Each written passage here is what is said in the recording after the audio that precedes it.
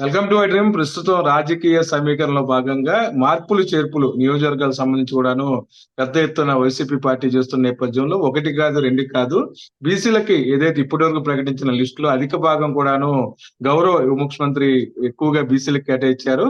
అయితే ఇదంతా ఒక ఎత్తు అయితే అంతకుముందు బీసీలకు ఎస్సీలకు రాజకీయంగా సామాజిక పరంగా న్యాయం జరగట్లేదని ఆందోళన చేసిన వామపక్ష నేతలు కూడాను ఈ రోజు బీసీలకి ఎందుకు అన్ని సీట్లు ఇస్తున్నారని చెప్పి కూడా ప్రశ్నించే పరిస్థితి ఉంది. ఈ నేపథ్యంలో ఈ అంశం మీద మనతో మాట్లాడతాకి ఎందుకని ఇప్పుడు పొలిటికల్ గా ఈ విధంగా మార్పులు చేర్పులు చేస్తూ కూడా ఒక కొత్త ట్రెండ్ ని గౌరవ యువ ముఖ్యమంత్రి సృష్టించిన నేపథ్యంలో ఈ మార్పులు చేర్పులు రాష్ట్ర రాజకీయాల్లో ఎటువంటి మార్పు తీసుకురానుందో అడిగి తెలుసుకునే ప్రయత్నం చేద్దాం. మనతో మాట్లాడతాకి సీనియర్ జర్నలిస్టు, రచయిత, ఎడిటర్, అలాగే AP press academy media chairman Kommineni Srinivas గారు ఉన్నారు. సార్ నమస్తే.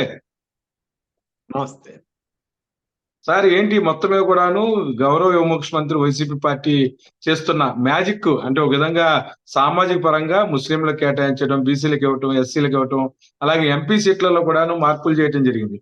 ఇదంతా కూడాను కొద్దిగా తెలుగుదేశం పార్టీ, జనసేన పార్టీ నాయకుల్లో కంగారు పడటం అనేది సహజం కావచ్చు. ఇప్పుడు వామపక్ష నేతలు కూడా వారికి తోడయ్యారు. ఎందుకని అంటారు? వామపక్ష నేతల సంగతి మరి నేను వినలేదు. ఏమి ఏమన్నారు వాళ్ళు? అంటే ఈ విధంగా బీసీలకి ఓడిపోయే సీట్లు కేటాయిస్తున్నారు అన్నట్టుగా మాట్లాడుతున్నారు వాళ్ళు. ఓడిపోయిన సీట్లే ఉంది, గెలిచిన సీట్లే ఇస్తున్నారు కదా. అవునండి. ఉదాహరణకి పెనమలూరు ఉంది. పెనమలూరులో గతసారి బీసీ క్యాండిడేట్ అయిన మన పార్సారథి గారికి ఇచ్చారు. ఈసారి ఇంకో బీసీ క్యాండిడేట్ అయిన మంత్రికి ఇచ్చారు, జోగి రమేష్ గారికి. దీంట్లో ఓడిపోయే సీటే ఉంది, గెలిచే సీటే ఉంది. ప్రతిదీ గెలిచే సీటే అనేది జగన్ గారి అభిప్రాయం. వై నాట్ 175 అని ఆయన చెప్తున్నారు. ఏమిటంటే ఇక్కడ వై నాట్ 175 అనేటువంటి ఒక నినాదాన్ని తీసుకోవడమే కాకుండా దానికి అనుగుణంగా సామాజిక సమీకరణని మొత్తం సమీకరించడంలో జగన్ గారు చాలా వ్యూహాత్మకంగా వెళ్ళారు. ఉదాహరణకి గత 2 నెలలుగా మీరు చూడండి, సామాజిక సాధికార యాత్రల ద్వారా ఎస్సీ, ఎస్టీ, బీసీ, మైనారిటీ వర్గాలన్నీ కూడా తన వైపే ఉండేలాగా ఆయన వ్యూహాత్మకంగా వ్యవహరించారు, జాగ్రత్త పడ్డారు. తద్వారా ప్రతి నియోజకవర్గంలో కూడా ఇంకా జరుగుతూనే ఉన్నాయి. ఇప్పటి వరకు దాదాపు 70-80 నియోజకవర్గాల్లో జరిగినట్లుంది. ఆ ప్రతి నియోజకవర్గంలో కూడా ఆ వర్గాలకు సంబంధించిన వారిని తన మనుషుల కింద ఆయన చూపించుకోగలుగుతున్నారు. అది యాక్చువల్ గా టీడీపీకి కంగారు పుట్టే అంశం, జనసేనకి ఇబ్బంది కలిగించే అంశం. టీడీపీ అధినేత చంద్రబాబు నాయుడు గారు కానీ, జనసేన అధినేత పవన్ కళ్యాణ్ గారు కానీ వాళ్ళిద్దరూ ఏదో కమ్మ కాపు కాంబినేషన్ తోటి విజయం సాధిస్తామని ఒక భ్రమలోకి వెళ్తే వారు ఆ వర్గాలు మొత్తం వారికి సపోర్ట్ చేస్తాయా లేదా అనేది పక్కన పెడితే వారిద్దరి ఆలోచనలకి గండి కొట్టేలాగా మిగతా వర్గాలన్నింటినీ సమీకరిస్తున్నాడు. సో ఇది సక్సెస్ అయిందంటే నిజంగానే చాలా గొప్ప విజయం వచ్చే అవకాశం కూడా ఉంటుంది. సో ఇప్పుడు అందుకనే మీరు గమనిస్తే ఈనాడు, ఆంధ్రజ్యోతి కావాలని ఆ బీసీకి పోయింది, ఈ బీసీకి పోయిందని చెత్త వార్తలు రాస్తారు. ఒక బీసీని తీసేస్తే ఇంకో బీసీకే ఇచ్చారు, ఒక ఎస్సీని తీసేస్తే ఇంకో ఎస్సీకే ఇచ్చారు. లేదు, కొన్ని చోట్ల మార్పులు చేర్పులు జరిగి ఉండొచ్చు. మరి రేపు వీళ్ళన్నీ బీసీలకే ఇస్తామని చెప్పమనండి. ఎందుకు? ఇప్పుడు జగన్ గారు ఏలూరు సీటు, వెలమ సీటుని యాదవ్కి ఇచ్చారు. టీడీపీ వాళ్ళని కూడా అట్లాగే ఇమ్మనండి, ధైర్యం ఉంటే, సాహసం చేయదలిస్తే. అలాగే విశాఖపట్నం సీట్ని కమ్మ సీటుకి కాకుండా, కమ్మకి అట్లాగే బాలకృష్ణ గారు అల్లుడికి కాకుండా ఒక బీసీకి ఇమ్మనండి చంద్రబాబు గారిని, ధైర్యం ఉంటే. ఇస్తారా? మరి అది చెప్పాలి కదా ఆయన. అలాగే అనకాపల్లి సీటు కూడా బీసీకే ఇస్తున్నారు. ఎవరు మన ఇంకా డిసైడ్ అయినట్లేదు కానీ బట్ బీసీకే ఇచ్చే అవకాశం ఉంది. ఈ రకంగా కొన్ని నియోజకవర్గాలు కనుక వరుసనే చూస్తే మొత్తం ఎంపీ సీట్లు సైతం ఇప్పుడు కర్నూలు మార్చారు, బీసీని మార్చి మళ్ళీ బీసీకే ఇచ్చారు. అనంతపురం, హిందూపూర్ కూడా అంతే, బీసీలకే ఇచ్చారు. ఇంక ఇప్పుడు దీంట్లో బీసీలకు అన్యాయం జరిగింది ఏముంది? బీసీలు ఓడిపోయే సీట్లే ఉంది, గెలిచిన సీట్లే కదా ఇచ్చింది. అంటే కేవలం కమ్యూనిస్టులు కనుక అట్లా అనుంటే వాళ్ళు ఉండే కమ్యూనిస్టులు ఏపీలో మాత్రం పేదలకు వ్యతిరేకంగా ఉంటారు. అదొక చిత్రమైన దిక్కుమాల రాజకీయం చేస్తుంటారు. పేదలకు 31 లక్షలు ఇల్లు ఇచ్చినా వీళ్ళు తెలుగుదేశం వాళ్ళు బాధపడ్డారంటే అర్థం ఉంది, వీళ్ళు బాధపడతారు కమ్యూనిస్టులు ఏంటి కూడా. తెలుగుదేశం వీళ్ళు వాలంటీర్స్ వ్యవస్థ పెట్టి పెన్షన్లు ఇంటికే ఇస్తున్నా తెలుగుదేశం వాళ్ళు బాధపడతారు. మనం ఇది చూశారు కదా, వైవి రాజప్రసాద్ డైరెక్ట్ గానే ఈ వ్యవస్థ పోవాలి, మళ్ళీ మొత్తం సర్పంచుల వ్యవస్థ రావాలి, సర్పంచ్ వ్యవస్థ ఉంది, మొత్తం జన్మభూమి కమిటీల ద్వారానే ఇదంతా జరగాలన్నంత సందంగా మాట్లాడుతున్నాడు ఆయన. సో ఈ రకంగా అటువంటి వాటికి చివరికి కమ్యూనిస్టులకు మద్దతు ఇవ్వటం, పేద ప్రజలకు మద్దతు ఇవ్వాల్సిన వీళ్ళు తెలుగుదేశానికి మైత్రి చేసే పరిస్థితికి వెళ్ళటం అనేది చాలా విచిత్రంగా అనిపిస్తుంది. అయినా వాళ్ళ రాజకీయం వాళ్ళదనుకోండి. బట్ ఇక్కడ ఓవరాల్ గా చూసినప్పుడు మనకు అర్థమయ్యేది ఏమిటి, ఇంకొక రాజమండ్రి రూరల్ సీట్ తీసుకోండి ఉదాహరణకి. రాజమండ్రి రూరల్ సీట్ ఇంతకు ముందు అగ్రవర్ణానికి ఇచ్చారు జగన్ గారు, కానీ ఇప్పుడు ఈసారి బీసీకి ఇచ్చారు. అక్కడ గోరెంట్ల బుచ్చే చౌదరి గారిని మార్చేసి బీసీకి ఇమ్మనండి మన చంద్రబాబు గారిని, లేదా జనసేన వారు కాపుకు కాకుండా బీసీకి ఇమ్మనండి చూద్దాం. అసలు సమస్య అది అయితే ఊరికే వాళ్ళకు వచ్చే ఇబ్బందిని దృష్టిలో ఉంచుకుని ముందస్తుగానే రాళ్ళెట్టి తప్పితే ఇంకోటి కాదు. జగన్ గారు చాలా వ్యూహాత్మకంగా మొత్తం బలహీన వర్గాలన్నింటినీ తన వెంట ర్యాలీ అయ్యేటట్టుగా ఆయన వ్యవహరిస్తున్నారు. దాంతో కింద వీళ్ళు ఏం చేయాలో తోచక కింద మీద పడుతూ కదలరా అంటే సగ వర్గాలు ఆయనకి దూరంగా కదలి వెళ్ళిపోతున్నాయి అనేటువంటి భావన కూడా ఏర్పడతా ఉంది. సార్ మొత్తం మీద కూడా 59 సీట్లలో అత్యధికంగా ఎస్సీలు బీసీలకి సామాజిక పరంగా ఒక న్యాయం చేసే విజనరీ ఎందుకని అంత అంత ఆలోచన ఎలా చేయగలిగారని అందరూ కూడా ఆలోచించే పరిస్థితి. అంటే ఆయన మొదటి నుంచి కూడా ఈ 2019లో ఇచ్చినప్పుడు కూడా కాంబినేషన్ జాగ్రత్తగా వర్కౌట్ చేసుకున్నారు, అది సక్సెస్ అయింది. ఇప్పుడు దాన్ని మరింత కన్సాలిడేట్ చేసుకుంటున్నారు. 50 సీట్లలో 37 సీట్లు బలహీన వర్గాలకి ఇవ్వడం అంటే తమాషా కాదు. అఫ్ కోర్స్ వాటిలో కొన్ని రిజర్వ్డ్ నియోజకవర్గాలు కూడా ఉండొచ్చు, కానీ బీసీలకి 16, ఎస్సీ మైనారిటీలకి 2, 3 ఇచ్చారు కదా ఆల్రెడీ. సో ఇవన్నీ కూడా గతంలో ఎన్నడూ జరగనంత వేగంగా ఈ ప్రక్రియని మొత్తం ఆంధ్రప్రదేశ్ లో ఒక సామాజిక విప్లవాన్ని జగన్ గారు సృష్టిస్తున్నారని అర్థమవుతుంది. అయితే ఇది ఒక రకంగా ఒక ప్రయోగం కూడా. ఈ ప్రయోగం కనుక సక్సెస్ అయిందంటే భవిష్యత్తులో ఏపీలో బలహీన వర్గాలదే పూర్తి ఆధిపత్యానికి వెళ్ళే అవకాశం కూడా ఉంటుంది. సో ఇవన్నీ సహజంగానే తెలుగుదేశం జనసేనలకి అంత ఇష్టం ఉండకపోవచ్చు, కానీ వాళ్ళకి ఏం చేయలేని పరిస్థితి.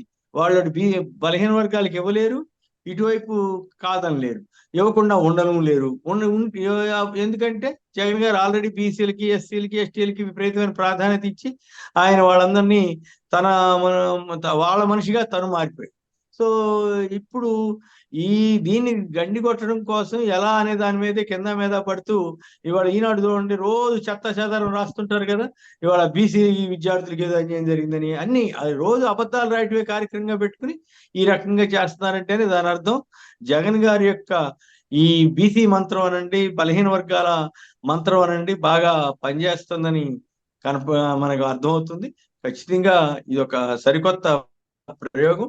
ఒకవేళ ఇది కనుక సక్సెస్ కాకపోతే ఈ బలహీన వర్గాలకి భవిష్యత్తే ఉండదు. ఈ భవిష్యత్తులో ఎవరు కూడా బలహీన వర్గాలకి టికెట్లు కూడా ఇవ్వకుండా తగ్గించేస్తారు. సో అందుకని ఆ విషయం వీళ్ళకి తెలుసు కదా, జనానికి కూడా తెలుసు కాబట్టి ఖచ్చితంగా వాళ్ళంతా అండగా నిలబడతారు. దానికి తోడు జగన్ గారు అమలు చేసిన స్కీముల వల్ల కూడా బలహీన వర్గాలకే ఎక్కువ మేలు జరిగింది అనేది కూడా వాస్తవం. అది ఇప్పుడు ముఖ్యంగా మన కృష్ణా జిల్లాలో పెడన తీసుకుంటే సార్, ఉప్పల రామప్రసాద్ గారు అని ఎవరైతే వాళ్ళ నాన్నగారు ఉన్నారో పార్టీ కోసం అక్కడ బాగా పనిచేశారు. రాత్రి నుంచి కూడా గౌడ సామాజిక వర్గం అంతా కూడా చాలా సంతోషంగా ఉన్నారు. ఇటు ఎన్టీఆర్ జిల్లాలో మంత్రి గారికి ఇచ్చారు, కృష్ణా జిల్లాలో ఉప్పల రామ్కి ఇచ్చారు. అంటే మామూలుగా గౌడస్ అందరూ ఎక్కువ శాతం కృష్ణా జిల్లాలో టీడీపీకి ఉంటారంటే వాళ్ళందరూ కూడా రాత్రి నుంచి వైసీపీ ఓటేయాలని ఒక తీర్మానం చేసుకున్నారు. నిజంగా ఒక విప్లవమే కదా. ఖచ్చితంగా ఇప్పుడు పెడనని స్థానికుడైనటువంటి రాంప్రసాద్ గారికి ఇచ్చారు. యాక్చువల్ గా ఆయనకి కిందసారి కైక్లూరు ఇచ్చినట్టున్నారు కదా. అవునండి, ఆయన ఎక్స్పైర్ అవుతే వాళ్ళ అబ్బాయికి ఇచ్చారండి ఈసారి. అవునండి, అవును. అదే కాబట్టి అది సహజంగానే స్థానికుడు కాబట్టి ఆ అడ్వాంటేజ్ ఉండవచ్చు. ఇప్పుడు నేను అక్కడ చూశాను, పవన్ కళ్యాణ్ గారి దగ్గరికి వేదవ్యాసును ఇంకో ఆయన ఎవరో వెళ్ళారట. వెళ్ళి రాయబారం అక్కడ జనసేన బదులు తనకిమ్మని వేదవ్యాసకిమ్మని పైరవి చేసుకుంటున్నారట. చివరికి విచిత్రం ఏంటంటే పవన్ కళ్యాణ్ దగ్గరికి తెలుగుదేశం వాళ్ళు వెళ్ళి మీ వాళ్ళని పోటీ చేయించమని మేము చేసుకుంటామని చెప్పే పరిస్థితికి ఆ పొత్తు వెళ్ళిందంటేనే జనసేన అని వాళ్ళు ఎంతగా చులకనగా చూస్తున్నారు, ఎంత పెద్ద బలం లేదన్న సంగతి ఆయనకే చెప్పి ఆయనతోటే వాళ్ళు సీట్లు మార్పించుకోవడానికి కూడా ప్రయత్నాలు చేస్తారంటే నేను అర్థం చేసుకోవచ్చు. ఇక్కడ ఏపీ కృష్ణా జిల్లాలో సైతం కేసినేని నాని గారు రావటం కూడా చాలా బలమైన అభ్యర్థి వచ్చినట్లే అని అనుకోవాలి. అవును సార్. ఖచ్చితంగా ఆయన వరుసనే 2 సార్లు ఎంపీగా గెలవటంలో ఆయన వ్యక్తిగత ఇమేజ్ కూడా కొంత పనిచేసింది. ఉదాహరణకి విజయవాడ వెస్ట్ లో ఆయనకి వైసీపీ అభ్యర్థి వెల్లంపల్లి శ్రీనివాస్ గారు అసెంబ్లీ గెలిస్తే, కానీ టీడీపీ అభ్యర్థిగా ఉన్న ఎంపీ క్యాండిడేట్ కేసినేని నాని గారు కి ఎక్కువ మెజారిటీ వచ్చింది. మైలవరంలో కూడా కేసినేని నాని గారికే ఎక్కువ మెజారిటీ వచ్చిందట. సో ఇవన్నీ ఆయనకు ఇన్ఫ్లుయెన్స్ ఉందనేది అర్థమవుతుంది. సో ఆయన అప్పుడే రంగంలో దిగి ఆయన విస్తారంగా పర్యటిస్తున్నాడు. తిరువూరులో కూడా ఆయనకి అనుచరుడైనటువంటి స్వామిదాస్ గారికి అవకాశం ఇచ్చారు. సో ఇదంతా కూడా కృష్ణా జిల్లాలో టీడీపీకి కూడా ఏం చేయాలి ఎట్లా అనే దాని మీద మల్లగుల్లాలు పడే పరిస్థితి వస్తుంది. పార్థసారథి గారు ఆయన మరి తప్పు నిర్ణయమా పొరపాటు నిర్ణయమా అనేది భవిష్యత్తే చెబుతుంది కానీ, బట్ ఆయన టీడీపీలోకి వెళ్ళారు. సో వెళ్తున్నట్టుగా వార్తలు వచ్చినాయి కదా, వెళ్తున్నట్లే అనుకోవచ్చు ఏమో బహుశా. వెళ్తుంటే ఇప్పుడు ఆయనకి పెనమలూరు సీట్ ఇస్తారా ఇవ్వరా? ఇస్తే అదొక రకం, ఇవ్వకపోతే అప్పుడు ఆయన పరిస్థితి ఏమిటి? మళ్ళీ నూజివేడు ఎక్కడికి వెళ్ళమంటున్నారంట. సో అదేదో ఇక్కడే అడ్జస్ట్ చేసుకున్నట్టయితే ఎట్లుండేదో, బట్ ఆయన ఇష్టం, ఆయన నిర్ణయం తీసుకున్నారు. మరి పెనమలూరు సీట్ ని పార్థసారథి గారికి ఇస్తే అప్పుడు బీసీకే ఇచ్చినట్లు అవుద్ది. లేదు ఆయన మార్చేసి ఇక్కడ కమ్మ ఆయనకి ఎవరికైనా ఇచ్చారనుకోండి, అప్పుడు మళ్ళీ అప్పుడేం చెబుతారు మరి? సో ఇక్కడ బీసీలకి ఎవరు ప్రాధాన్యం ఇస్తున్నారు అనే దానికి స్పష్టమైన సంకేతం ఏంటంటే జగన్ గారు ఇప్పుడు మన మంగళగిరి మార్చారు, రెడ్డి గారిని తీసేసి చేనేత వర్గానికి ఇచ్చారు. ఎమ్మిగినూరులో రెడ్డి గారిని తప్పించి చేనేత వర్గానికి ఇచ్చారు. కదిరిలో రెడ్డి గారిని తప్పించి ఒక మైనారిటీకి ఇచ్చారు. ఇలా వరుసగా లెక్కేసుకుంటూ పోతే చాలా మార్పులు చేర్పులు చేసుకుంటూ వస్తున్నారు. సో ఎక్కడ అవకాశం ఉంటే అక్కడ బీసీలకు ప్రాధాన్యం ఇస్తున్నటువంటి వైనం మనకు కనపడుతోంది. సో ఈ నేపథ్యంలో ఇది ఒక రకంగా సామాజిక విప్లవానికి జగన్ గారు నాంది పలికినట్లుగా కనపడుతుంది. సార్, విశాఖపట్నంలో బొత్స సత్యనారాయణ సతీమణి ఆవిడకి ఇవ్వటం జరిగింది. ఎలా ఉండవచ్చు సార్ ఝాన్సీ లక్ష్మి గారికి? అంటే ఇప్పుడు అందరూ కూడా విజయవాడ విశాఖపట్నం దృష్టి సారించారు. ఏమంటారు? అంటే విజయవాడ విశాఖపట్నం మీద దృష్టి ఉంది అందరిది. ఈ నేపథ్యంలో ఎంపీ కేసినేని నానిది సక్సెస్ఫుల్ అని చెప్తున్నారు. ఆవిడది ఎలా ఉండబోతుంది సార్? అంటే మీ దగ్గర ఖచ్చితంగా కంటెస్ట్ అయితే సీరియస్ గానే ఉంటుంది. కాకపోతే జనసేన టీడీపీ కలిసి పోటీ చేస్తాయి కాబట్టి వాళ్ళ మధ్య ఓట్ ట్రాన్స్ఫర్ ఎట్లా ఉంటది అన్న దాని మీద పోటీ ఆధారపడి ఉంటుంది. ఒకవేళ వాళ్ళ మధ్య ఓట్ ట్రాన్స్ఫర్ కనుక గట్టి బాగా జరిగింది అనుకోండి, అప్పుడు వైసీపీకి గట్టి పోటీ ఎదురవుతుంది. బట్ బొత్స సత్యనారాయణ గారు చాలా తెలివైన రాజకీయ నాయకుడు. దాదాపు 30-40 ఏళ్లుగా ఆయన రాజకీయాల్లో పండిపోయాడు. సో ఆయనకి తెలుసు ఆయన భార్యను ఎట్లా గెలిపించుకోవాలి. సో ఆయన సహజంగానే తన వ్యూహం ప్రకారం ముందుకెళ్తాడు. అంతేకాకుండా విజయనగరం జిల్లాలో కూడా విశాఖ ఎంపీ సీటుకు సంబంధించినటువంటి నియోజకవర్గాలు ఉన్నాయి. సో విశాఖ 4 సీట్లు కాకుండా అవి కూడా పనిచేస్తాయి కాబట్టి కొంత డెఫినెట్ గా అడ్వాంటేజ్ బీసీకి ఇచ్చారు కాబట్టి, అందులోనూ విశాఖపట్నంలో బీసీ వర్గాలు ఎక్కువ ఉంటాయి కాబట్టి విశాఖపట్నం జిల్లాలో కానీ ఆ పార్లమెంట్ నియోజకవర్గంలో కానీ అవి కనుక క్లిక్ అయితే ఆవిడ గెలవచ్చు. అంటే ఏదైతే ప్రస్తుత నియోజకవర్గాలకు సంబంధించి వైసీపీ చాలా ఫాస్ట్ గా ముందుకెళ్తుంది. టీడీపీ జనసేన ఇంకా మాట్లాడుకోవడం కాడే ఉన్నాయి. మన పక్కన కాపు నేతలు కొంతమంది పవన్ కళ్యాణ్ వద్దకు వెళ్తే ఎవరి దగ్గర డబ్బులు ఎంత ఉన్నాయని ఆ టాపిక్ వస్తుంది, కానీ ఇప్పటి వరకు అభ్యర్థుల్ని ప్రకటించలేని సందిగ్ధత వారిలో ఎందుకు నెలకొందంట?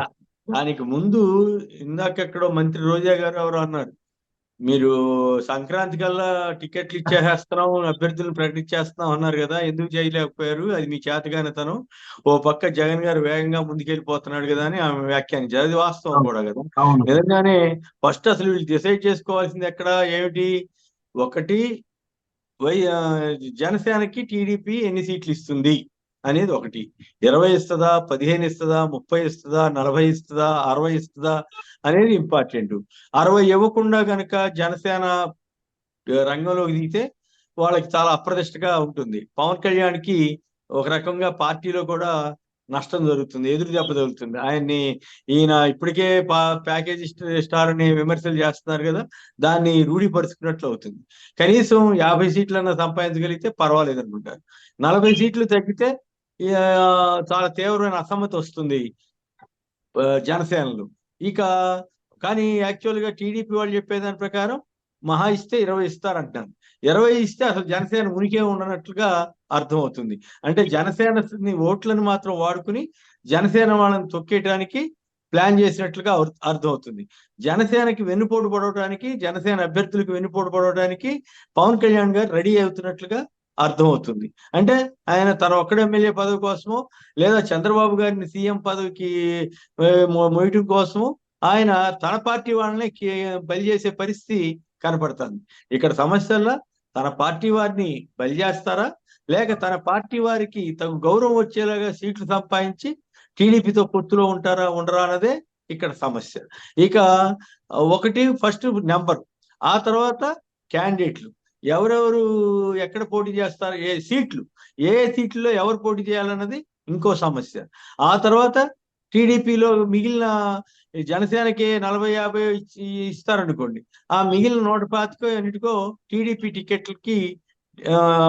టికెట్లు ఇచ్చుకోవాల్సి ఉంటుంది. సో అప్పుడు మళ్ళీ టీడీపీలో గొడవలు మొదలవుతాయి.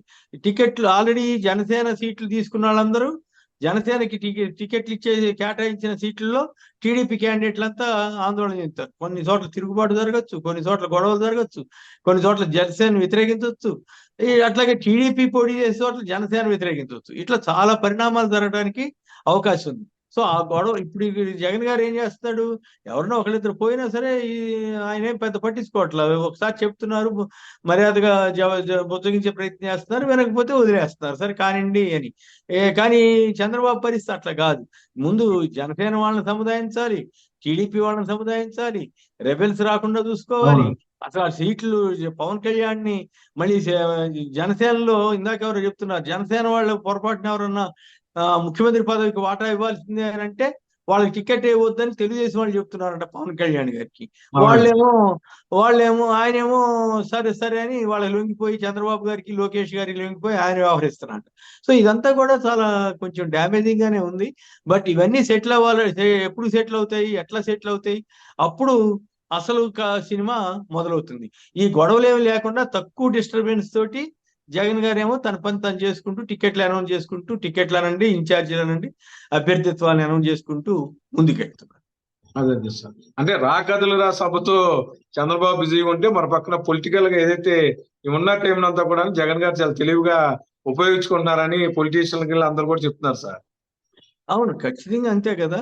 ఊరికే రాకదులురా అంటే వచ్చేస్తారు. ఇప్పుడు కొన్ని చోట్ల జనమే లేరని వార్తలు వచ్చాయి, కొన్ని చోట్ల జనసేన వాళ్ళు కూడా వెళ్దాం వద్దా అన్నట్టు చూస్తున్నారట. సో ఇవన్నీ పవన్ కళ్యాణ్ గారు కూడా కొన్ని సభలకు వస్తాడన్నారు, రాలేదు. సో ఇదంతా కూడా కన్ఫ్యూజన్ ఉన్నది జనసేన టీడీపీలోనే, వైసీపీలో కాదు. సో అందువల్ల అంత తేలికైన వ్యవహారం కాదు. అందుకోసమే వాళ్ళకు వచ్చే సమస్యల్ని, వాళ్ళకు వచ్చేటువంటి ప్రాబ్లమ్స్ అన్నిటినీ ఆ వైసీపీ మీద నెట్టి వాళ్ళు బురదేసి వైసీపీలో గందరగోళం జరుగుతోందని ఒక పిక్చర్ ఇచ్చి తామేదో ఏమీ లేనట్లుగా గొడవలు జరిగినా కూడా వైసీపీ గొడవల గురించి జనం మాట్లాడుకోవాలన్న ఒక దురుద్దేశంతో ఈనాడు, ఆంధ్రజ్యోతి అడ్డం పెట్టుకుని జరుపుతున్నటువంటి ప్రచారం తప్ప ఇంకోటి కాదు. అసలు సినిమా అంతా కూడా టీడీపీ జనసేన పొత్తు ఖరారైనప్పటికి కూడా, వాళ్ళు అనౌన్స్ చేసినప్పటికి కూడా ఇంకో పాయింట్ ఏంటి, బీజేపీ వాళ్ళతో ఎట్లా ఉంటుంది అనేది ఇంకా తెలుసుకోవాలి. బీజేపీ వస్తే మరికొన్ని సీట్లతో పంచాయతీ, రాకపోతే వాళ్ళకి భయం. ఇప్పుడు రాకపోతే జనసేన వాళ్ళు బీజేపీ నుంచి అధికారికంగా బయటకు వచ్చేస్తున్నట్టుగా ప్రకటించాలి. అలా కాకుండా అటు జనసేన తోటి ఇటు టీడీపీ తోటి రెండు రకాలుగా పొత్తు పెట్టుకునే పరిస్థితి ఉంటుందా అన్నది అనుమానం. సో అంటే గతంలో 2 సార్లు అట్లా జరిగిన సందర్భాలు కూడా ఉన్నాయి. ఏది డైరెక్ట్ గా ఒక పార్టీ తోటి పెట్టుకోకుండా మధ్యలో ఇంకో పార్టీ ద్వారా పొత్తు పెట్టుకోవటం. జనసేన వాళ్ళు ఏమంటారు, మీకు మాకు పొత్తు ఉందని బీజేపీ వాళ్ళతో అంటారు, అట్లాగే మీకు మాకు పొత్తు ఉందని టీడీపీ వాళ్ళతో అంటారు. కానీ బీజేపీ వాళ్ళు ఏమంటారు, మాకు జనసేనతోటే పొత్తు ఉంది కానీ టీడీపీతో లేదని కొన్ని సీట్లకు పరిమితం అవుతారు. టీడీపీ వాళ్ళు ఏమంటారు, మాకు జనసేనతోటే పొత్తు ఉంది కానీ బీజేపీతో లేదని చెప్తారు. సో ఇవన్నీ చాలా ట్విస్ట్లు ఇవన్నీ జరిగే అవకాశం ఉంది. సో ఈ పరిణామాలు ఎటు దారితీస్తాయి, ఆ పార్టీల్లో వచ్చే అంతర్గత గొడవలు ఎట్లా ఉంటాయి అన్నదానికి ఇంకొంచెం టైం పడుతుంది. అప్పుడు మనం వాటి వ్యవహారాల మీద మాట్లాడుకోవచ్చు. సరే, చిన్న మాట. కేసీఆర్ నాని గారు పదే పదే చెప్తున్నారు, మనుషుల్ని అమ్మటం కొనటం రాజకీయంగా ఒక రకంగా వ్యభిచారం చేసే విధానంలో చంద్రబాబు దిట్ట అని చెప్తున్నారు. తన వల్ల తనకు 2,000 కోట్ల రూపాయల వరకు కూడా నష్టం వాటిల్లింది. లోకేష్ గాని చంద్రబాబు గాని తెలుగుదేశం పార్టీకి ఎంత పెట్టుబడి పెట్టాలో అని చెప్పి కూడా సవాల్ విసురుతున్నారు. అంటే కేసీఆర్ నాని గారు ఇప్పుడు పార్టీ మారిన తర్వాత ఈ విమర్శలు చేస్తున్నారు, సహజమే. అయితే ఇప్పుడు బయటపడుతున్నాడు ఆయన.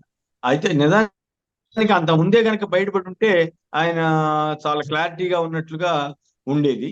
సరే, అయితే అక్కడ పాయింట్ ఏంటంటే కేసీఆర్ నాని గారు మొదటి నుంచి కూడా టచ్ మీ నాట్ అన్నట్లుగానే ఉన్నారు. లోకేష్ ఇవ్వడానికి కూడా వెళ్ళలేదు. సో అంతేకాకుండా ఆయా సందర్భాల్లో అవసరమైతే ప్రాక్టికల్ గా కూడా కొన్ని విషయాలు మాట్లాడారు. కాకపోతే మరీ ఇబ్బందిగా ఉంటాయి అనుకున్న వాటిని మాట్లాడలేదు. ఇప్పుడు వాటిని మాట్లాడుతున్నారు. ఆయన చెప్పే వాటిలో వాస్తవం ఏంటంటే చంద్రబాబు గారు విజయవాడను పట్టించుకోకుండా అమరావతి అంటూ ఒక భ్రమరావతి చుట్టూ తిరిగారన్నది ఆయన ప్రధానమైన ఆరోపణ. నిజంగానే చూడండి తేడా. చంద్రబాబు గారు వంతెనలు పూర్తి చేయలేకపోయారు, కనకదుర్గం వంతెన పూర్తి చేయలేదు, బెంజ్ సెంటర్ దగ్గర వంతెనలు పూర్తి చేయలేదు, విజయవాడ కృష్ణా కరకట్టమట గోడ వంటి వాటిని ప్లాన్ చేయలేదు.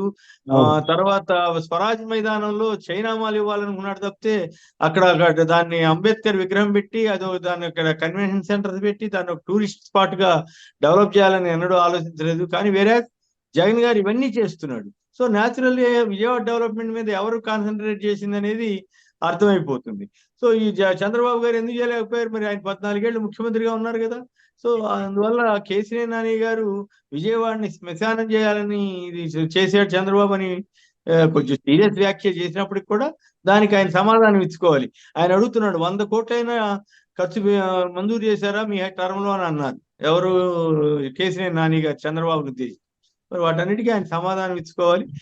అంత వేరే జగన్ గారేమో ఒక పక్క వెల్ఫేర్ స్కీమ్స్ ఈ సిటీలో ఉన్న లక్షల వేలాది మంది అనొచ్చు, లక్షలాది మంది బలహీన వర్గాల వారికి మేలు చేస్తూనే మళ్ళీ ఈ డెవలప్మెంట్ యాక్టివిటీ కూడా ఆయన టేకప్ చేశాడు. ఇప్పుడు వార్డు సచివాలయాలు చూడండి, ఎక్కడ పడితే అక్కడ కనపడతా ఉన్నాయి. ప్రజలకు అందుబాటులో తీసుకొచ్చారా లేదా? స్కూళ్ళని బాగు చేశారా లేదా? సో ఇవన్నీ చూసుకుంటూ వెళ్తే విజయవాడనే కాదు మిగతా చోట్ల కూడా కావచ్చు, కానీ ఇప్పుడు ప్రస్తుతం చర్చ విజయవాడ కాబట్టి విజయవాడలో ఆయన చాలా ఎక్కువగా శ్రద్ధ తీసుకుని ఖర్చు చేసినట్లు మనకి అర్థమవుతుంది. ఆయనేమో అక్కడ రియల్ ఎస్టేట్ వెంచర్ గా మార్చి అమరావతిని చంద్రబాబు గారు దాన్ని కేవలం కొంతమంది బడా పెత్తందారుల రియల్ ఎస్టేట్ వ్యాపారానికి మాత్రమే ఉపయోగపడ్డారన్నది ఎక్కువ మంది అభిప్రాయం.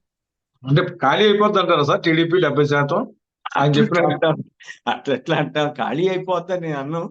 బట్ ఈ గొడవలు మొదలైతే కొంచెం ఇబ్బంది పడే అవకాశం ఉంది. అభ్యర్థులు ఎవరో చెప్పట్లేదు, పొత్తులు చెప్పట్లేదు.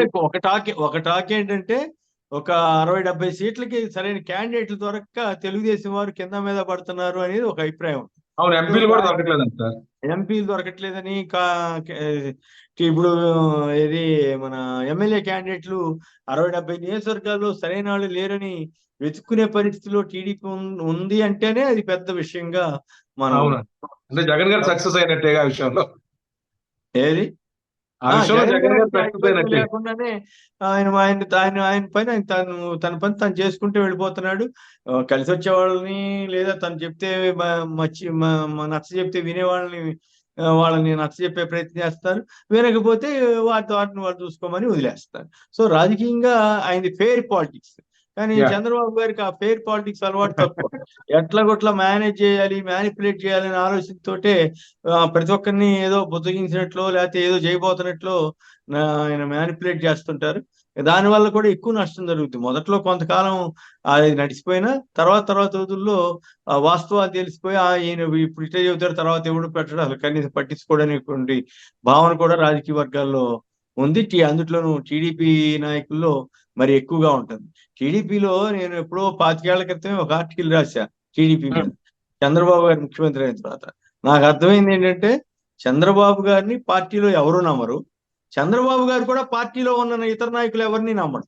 అది ఇద్దరికీ తెలుసు. కానీ 20 సంవత్సరాల క్రితం కానీ ఆర్థిక లావాదేవీలు రాజకీయ అవసరాల రీత్యా ఒకరినొకళ్ళు కలుపుకుని వెళ్తా ఉంటారు. లోపల మాత్రం మళ్ళీ ఇద్దరు ఈ పార్టీ లీడర్స్ ని చంద్రబాబు గారు తిట్టుకుంటాడు, పార్టీ లీడర్స్ ఏమో చంద్రబాబు గారిని తిట్టుకుంటారు. సో అందుకని నేను ఎప్పుడో 25 ఏళ్ల క్రితం రాసింది ఒక ఆర్టికల్ ప్రకారం, 30 ఏళ్ల క్రితం రాసిన దాని ప్రకారం రాశాను. ఏమనంటే చంద్రబాబుని పార్టీ నాయకులు నమ్మరు, పార్టీ నాయకుల్ని చంద్రబాబు నమ్మరు అని. అదే థీరీ ఇప్పటికి కూడా అదే సూత్రం వర్తిస్తుందేమో అని నాకు అనిపిస్తుంది. చంద్రబాబు ఐస్ క్రీమ్ తింటే పుల్ల కూడా మిగలదండి సార్, నేను చెప్తున్నాను. అలాగా ఎవరు ఉపయోగపడతారో వాళ్ళు వాడుకోవటం వల్ల దిట్ట అని అంటే చెప్తున్నారు. అదే కాదు, ఇప్పుడు ఆయన ప్రసంగాల్లో ఏది పెడితే అది మాట్లాడుతున్నారు. పెట్రోల్ ధరలు పెరిగితే జగన్ కారణం అని ఆయన చంద్రబాబు గారు ప్రచారం చేస్తున్నారు. నిజానికి మొన్న ఇందాక ఎక్కడ సోషల్ మీడియాలో ఒక వీడియో చూశాను. పెట్రోల్ రేట్లు కేంద్ర ప్రభుత్వం 86 రూపాయలుగా 89 రూపాయలుగాను డిసైడ్ చేసింది. వాళ్ళ ట్యాక్స్ అవన్నీ కలిపి. లేదు దాన్ని బట్టి కొద్దిగా అటు ఇటు పెరుగుతూ ఉంటుంది. చంద్రబాబు నాయుడు గారు 2015 ఏప్రిల్లో ఇక్కడ స్టేట్ పెట్రోల్ మీద వ్యాట్ 31% వేసి ఆ తర్వాత 4 రూపాయలు అమరావతి సెస్ అనేది పెట్టింది ఆయన. సో దానివల్ల ఏమవుతుంది, ఇప్పుడు 110 రూపాయలకి వెళ్ళటంలో కారణం చంద్రబాబు గారు తీసుకొచ్చిన జీవోని. ఈయన జగన్ గారు కొత్తగా తీసుకొచ్చింది ఏం కాదు. కానీ అబద్ధం ఏం చెబుతున్నాడు చంద్రబాబు గారు, 76 రూపాయలు లీటర్ ఉంటే ఇప్పుడు 110 రూపాయలకి, తన టైంలో 76 ఉందని అంటాడు, ఇప్పుడేమో 110 ఉందని అబద్ధం చెబుతున్నాడు. తన టైంలోనే 2015లోనే ఈ రకంగా ట్యాక్స్ పెంచింది ఆయన, 4 రూపాయలు ఎక్స్ట్రా సర్చార్జ్ చేసింది ఆయన. సో ఇప్పుడు మాత్రం తనకేమి తెలియనట్టుగా మొత్తం జగన్ గారి మీద తోసేస్తున్నాడు. కేంద్ర ప్రభుత్వాన్ని ఒక మాట అనలేడు, తను చేసిన దిక్మాల జీవో గురించి ఒక మాట చెప్పడు. కానీ మొత్తం అవన్నీ తీసుకెళ్లి జగన్ గారి ఖాతాలో వేసి బదనాం చేయాలని ప్రయత్నిస్తుంటాడు. అది ఆయన స్ట్రాటజీ అంతా. ప్రతి దాంట్లోనూ ఒక అబద్ధం చెప్పటం, లేకపోతే ఏదో రకంగా మసిపూసి మారేడుకాయ చేయటం, అసలు తనకేం సంబంధం లేనట్టు తను చేసిన తప్పులు కూడా ఎదుటివాడి మీద రుద్దటం, ఇవన్నీ ఆయనకి సహజ లక్షణం. Okay sir, thank you. రాజకీయాల్లో కొత్త వరవడి సృష్టించిన వైసీపీ అధినేత ప్రస్తుత ముఖ్యమంత్రి వైఎస్ జగన్మోహన్ రెడ్డి రాజకీయాల్లో కొత్త ట్రెండ్ కి దారితీశారంటున్నారు కొమ్మినేని. బీసీలకు కానీ ఎస్సీలకు కానీ ఎస్పెషల్లీ మైనార్టీలకి కొన్ని ప్రాంతాలు ఇప్పుడు కొత్తగా సీట్లను కేటాయించి కనీసం వారిలో ఆర్థిక పరిపుష్టి లేకపోయినా సరే ఆ ప్రాంతంలో వారికి ప్రాతినిధ్యం వహించేలాగా కొత్త ట్రెండ్ ని ఆంధ్రప్రదేశ్ లో ముఖ్యమంత్రి సృష్టించిన నేపథ్యంలో బడుగు బలహీన వర్గాలందరూ కూడా ఈ ట్రెండ్ ని ఖచ్చితంగా గౌరవిస్తే వచ్చే రోజుల్లో కూడాను వారికి మరిన్ని అవకాశాలు ఉంటాయి అంటున్నారు కొమ్మినేని శ్రీనివాస్ గారు. Thank you sir, thank you. Thank you.